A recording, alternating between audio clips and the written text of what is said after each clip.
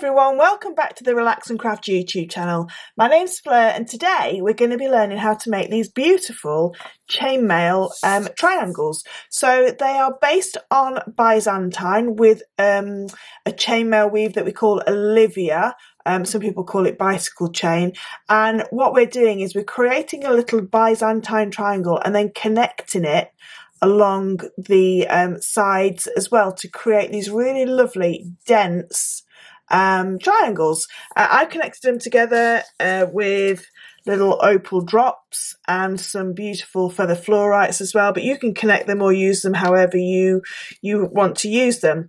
Now the two sizes of jump rings that I'm using for each triangle is a 3.75 inner diameter on a 1mm wire diameter, giving you an aspect ratio of 3.75, and the inner ring, which is holding everything together, which everything is based on, is a 5mm inner diameter on a 1.25mm gauge wire, which gives you an aspect ratio of 4.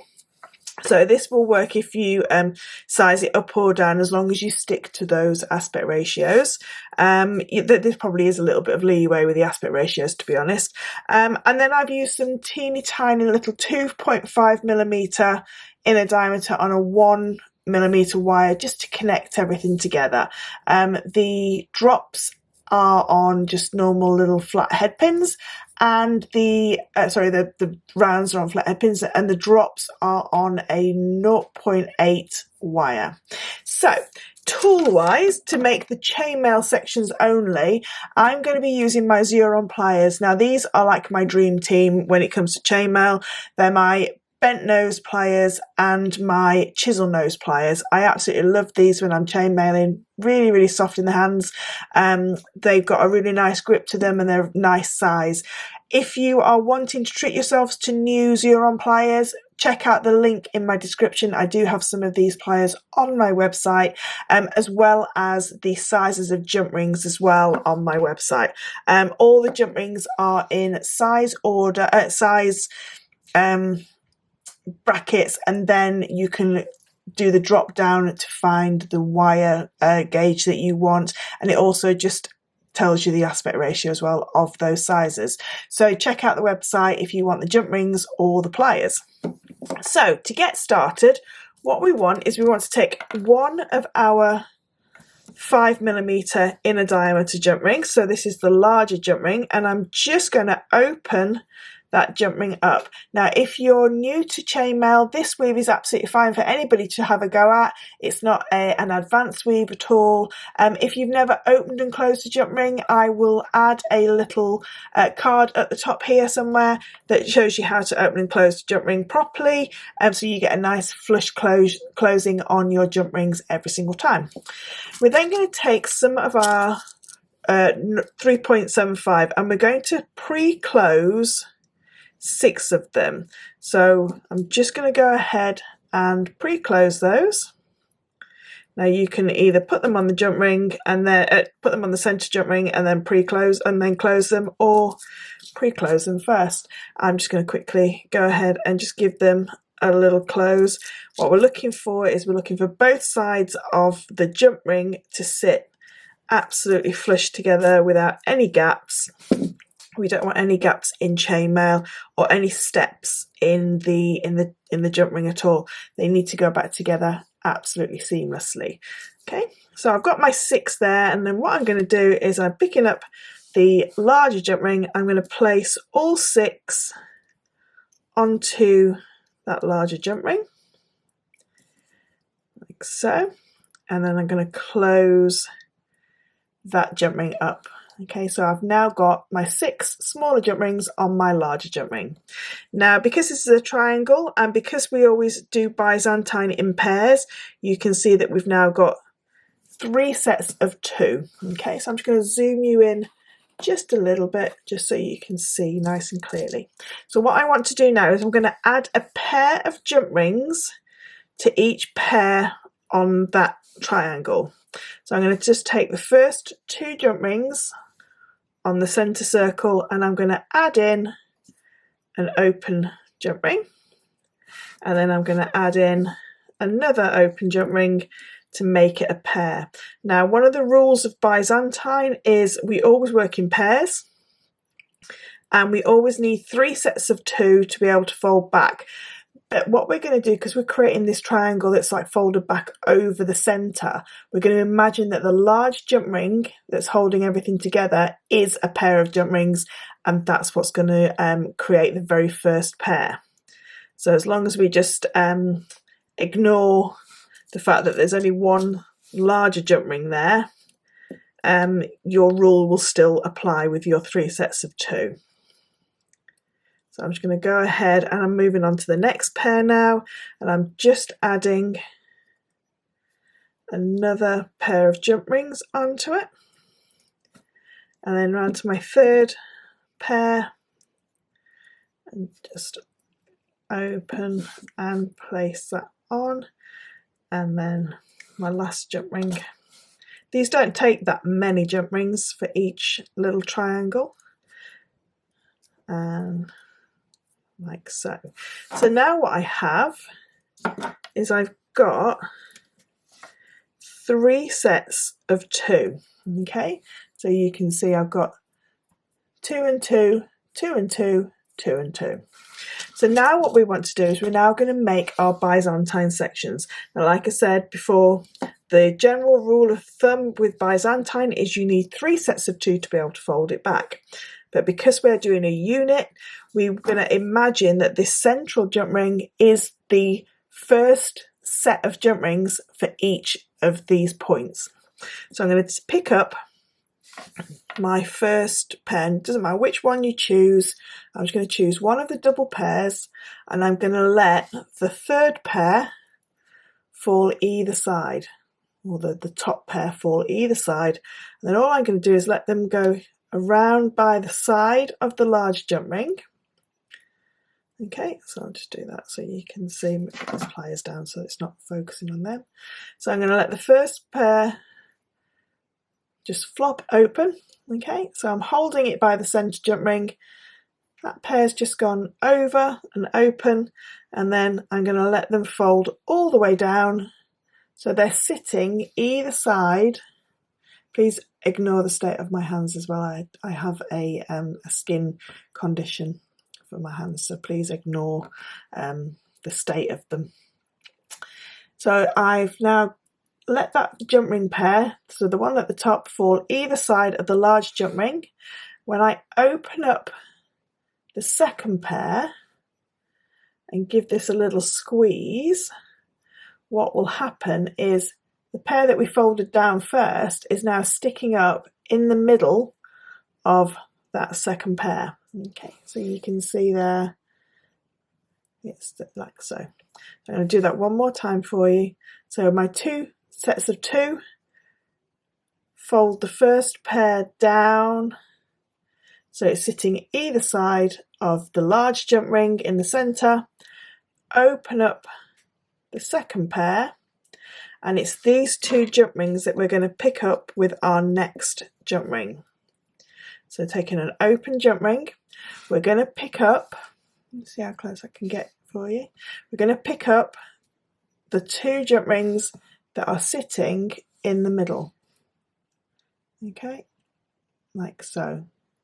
Okay, so this pair originally were the top pair, we folded them down either side of the large jump ring, and then we've connected them back up in the middle of that second pair and close. Now we do everything in pairs, so we're going to take another open jump ring and we're going to go through the same gap. So we've now got 2 jump rings onto that pair of jump rings. And that is 1/2 of a Byzantine unit completed. So I'm now going to move around to the next one. I'm just going to take 2 jump rings. I'm just going to pre-open them. It's always easier if you pre-open them as well, just so you've got them ready to go. So take the top pair, fold them down so they're sitting either side of the large jump ring, give them a little squeeze, open up the second jump ring, second pair of jump rings, taking your open ring, you're just going to connect through. Okay, we'll just do that one more time. You can see there the two jump rings are sticking up. I'm going to go through and connect together. If you've never done Byzantine before, I do have a video purely on Byzantine where I use different coloured rings as well, so you'd be able to see it a lot easier.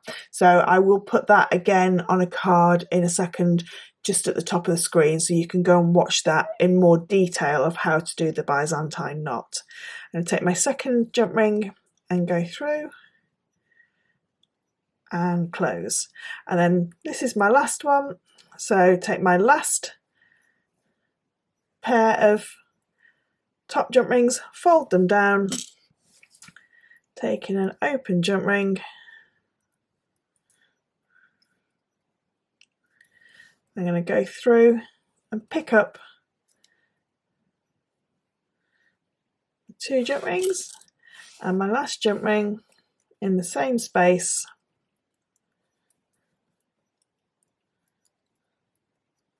like so. So now I've got a triangle of 3 Byzantine knots. Okay, so I've got a lovely little triangle here, 3 Byzantine knots. You could use it just like that if you wanted, but what we're going to do now is just connect the sides together to make it into an Olivia inspired or an Olivia connected Byzantine triangle. So I'm just going to take 3 more open jump rings. Now if you've never done Olivia before, what we do when we do an Olivia weave, if we take 2 of our knots together, we can see, if we look at the sort of like what makes up a Byzantine knot, we've got 2 jump rings at the top and we've got a V jump ring at the bottom. Okay, so we've got a nice little V. Let me see if I can get you to focus. There. So we've got our V. Let me just get it to come back focusing.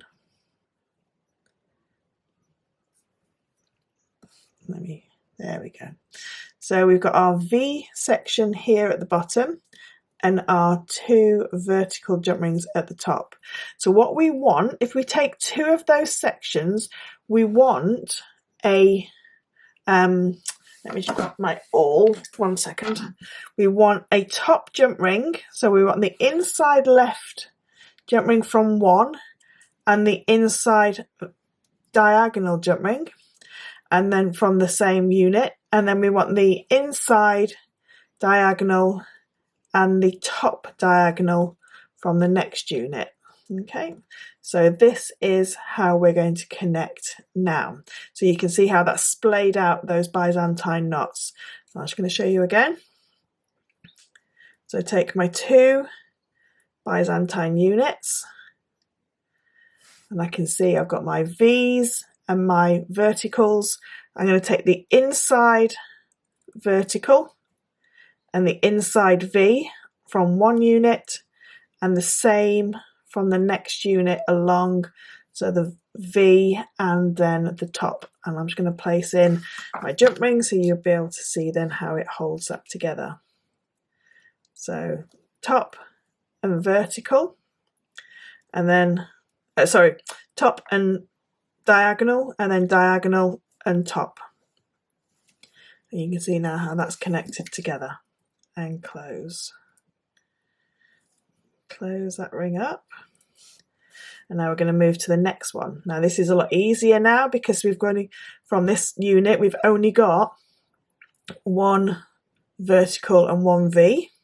So we can connect those 2 up.